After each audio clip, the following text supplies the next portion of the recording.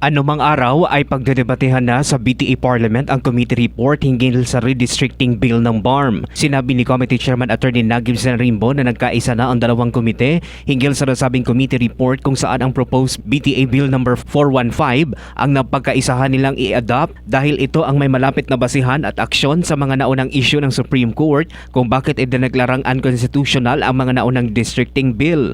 Target ng BTA ayon kay Zenrimbo na maipasa ang redistricting bago matapos ang Disyembre ngayong taon. Pero kasabay ng committee deliberations ay may legal opinion daw ang Bangsamoro Attorney General's Office o BAGO na hindi na maaring ipasa ang redistricting bill dahil pasok na ito sa prohibited period na 120 days na naunang itinakda ng COMELEC bago ang BARM elections. Dagdag ni MP Zenrimbo na nagsabi ang BAGO na maaring maideklara muli na invalid ang redistricting law dahil pasok na ito sa 120 days prohibited period ng COMELEC kagaya ng mga naunang districting law na idineklarang unconstitutional ng Supreme Court sa kalintulad ng mga grounds. Kung bibilangin ayon kay MP Zenrimbo, ang pagpasa ng redistricting bill ay pasok sa prohibition ng registration law na nagsasabing hindi na pwedeng baguhin o ilipat ang mga boundary ng mga distrito sa loob ng 120 days bago ang eleksyon. Dagdag ni Zenrimbo na ang mga legal issues na ito ay handa nilang pagdebatehan sa plenaryo.